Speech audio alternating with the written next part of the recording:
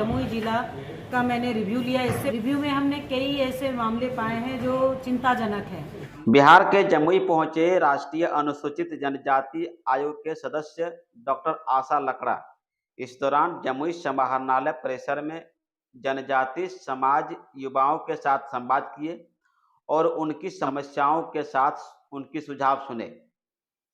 उसके बाद जिले के उच्च पदाधिकारी के साथ बैठक किए। इसी दौरान समाहरणालय में मीडिया के साथ प्रेस कॉन्फ्रेंस भी किए। राष्ट्रीय अनुसूचित जनजाति सदस्य डॉक्टर आशा लकड़ा क्या कुछ कर रही हैं, आइए हम आपको सुनवाते हैं। जी, आज जमुई में है, अधिकारियों के साथ बैठक हो रहा था, तो क्या इस संदर्भ में कहना था?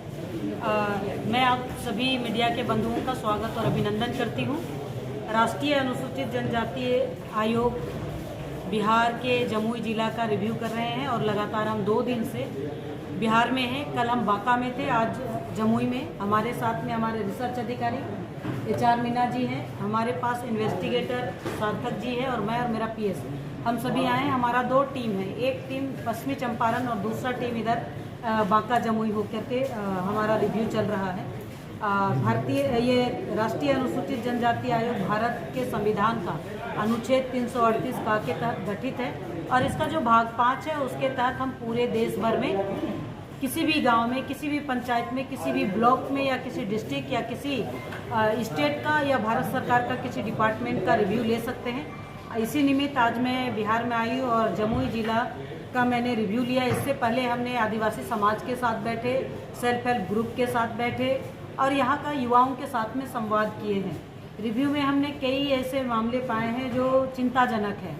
जैसे सबसे पहले कहते हैं किसी राज्य या किसी गांव या किसी शहर का विकास चाहिए या किसी डिस्ट्रिक्ट का विकास चाहिए तो वहाँ एजुकेशन सिस्टम ठीक से होना चाहिए। लेकिन आज हमने कई ब्लॉक का रिव्यू किया, कई ब्लॉक के बारे में जानकारी लिए।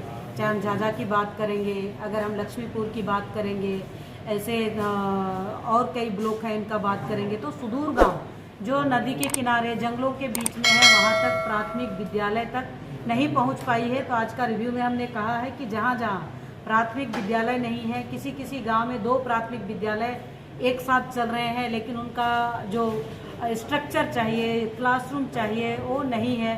तो इन सब को ध्यान में रखते हुए हमने कहा है कि एक प्रस्ताव बना के आप भेजिए। हम राज्य सरकार को भी भेजेंगे और स्टेट रिव्यू जब होगा उस समय इस विषय को हम रखेंगे। दूसरी बात, जिस तरह से मिडिल स्कूल मैंने पूरे एजुकेशन सिस्टम देखेंगे तो बहुत दयनीय है यहाँ का।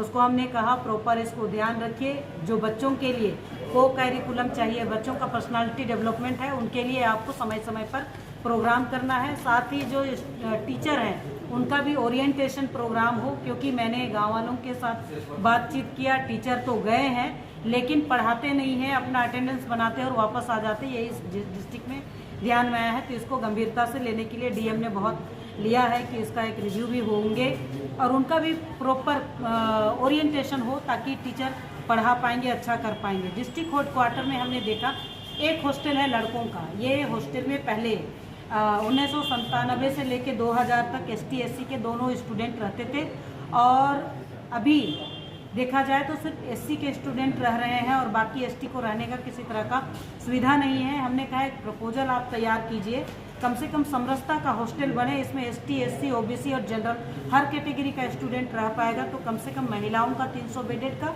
और लड़कों का 300 बेड का, ताकि उनको किसी भी तरह से प्लस हाई स्कूल से लेकर के +2 तक और हायर एजुकेशन में टेक्निकल एजुकेशन तक का भी स्टूडेंट रह करके अपना पढ़ाई और तैयारी कर सकता है। ऐसे आप हॉस्टल का निर्माण करेंगे। और दूसरी बात, अभी भारत सरकार ने एकलव्य मॉडल स्कूल के लिए प्रखंड लेवल तक के लिए स्वीकृति दे दी है। तो एक प्रस्ताव यह भी आप बना के आयोग को देंगे ताकि आयोग आगे परसू कर पाएगा, ये हमने कहा है। दूसरा, हेल्थ डिपार्टमेंट की बात की और आंगनबाड़ी सेंटर।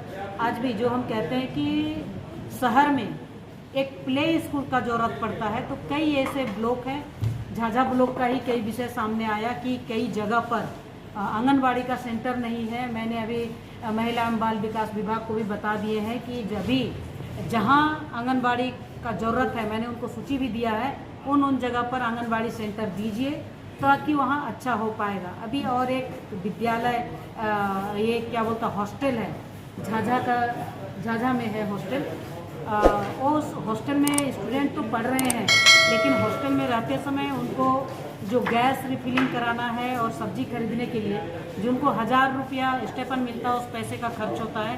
तो उनका एजुकेशन में खर्च हो, इसको ध्यान रहे, आगे का एजुकेशन वो प्राप्त कर पाए, उनमें रखें। इनको भी हमने बोला है कि उनका गैस रिफिलिंग के लिए राशि किस मद से आप देंगे, उसका एक प्लान कीजिए ताकि बच्चे अच्छे से पढ़ पाएंगे। और इसी तरह से जो किसान हैं, किसान आजकल ऑनलाइन के माध्यम से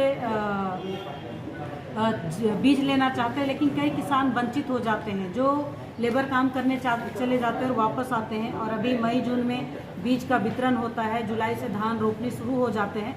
तो इन सब को ध्यान में रखते हुए मैंने कृषि विभाग को भी बोला है कि आप जिस तरह से किसानों के लिए योजना प्रक्रिया आती है उसको प्रचार प्रसार से दीजिए, चुने हुए जनप्रतिनिधि को बताइए ताकि वहाँ तक जाए और उनको लाभ मिल पाएंगे। अभी जैसे बोरवेल का विषय है और ये आपका पावर टिलर देना है, तो लगभग 100 में से 90% सब्सिडी है, 10% ही उनको व्यय करना पड़ता है।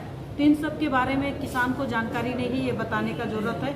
इसी तरह से जो यहाँ सेल्फ हेल्प ग्रुप है, सेल्फ हेल्प ग्रुप का ट्रेनिंग तो होता है, लेकिन जो सीएम बनाए हैं, जो देखती हैं, उनके लिए उनका आने जाने का सुविधा और पूरा ग्रुप को देखने के लिए बहुत दिक्कत है। एक विषय और सामने आया है बैंक का विषय का, हमने एलडीएम को बुलाया था लेकिन किसी कारणवश वो नहीं रहे। मैंने उनको भी बोला है कि एक सामूहिक बैठक अलग अलग डिपार्टमेंट से करे ताकि सेल्फ हेल्प ग्रुप को लोन मिल सके, उनका जो ग्रेडिंग होता है वो ग्रेडिंग का राशि मिल पाएंगे ताकि वो स्वरोजगार कर पाएंगे। आज बहुत सुंदर जो ongoing school ongoing college ongoing students ने बिरसा मुंडा का चित्र बनाया है धान के ये से, तो वो सब हम लोग को देखने के लिए मिला है। हमने बोला है कि एक प्रपोजल यहाँ से दीजिए ताकि ट्राइफेड एक मेला बना पाए और जो ग्रामीण क्षेत्र का लोग हैं उन लोगों के लिए, आदिवासी क्षेत्र के लोग हैं, जनजातीय क्षेत्र का लोग है, ट्राइफेड में अपना सामान बिक्री कर पाएंगे, उसको जिला से लॉन्च कर पाएंगे, जिसका हाथ में हुनर है उसको एडॉप्ट कर पाएंगे, जो वन धन उपज है उनमें से नया क्या हो सकता है उनको कर पाएंगे। इन सब विषय का हमने ऐसे देखा जाए तो पूरा डिपार्टमेंट को हमने रिव्यू किया है और 7 दिवसीय पूरा रिव्यू का एक्शन टेक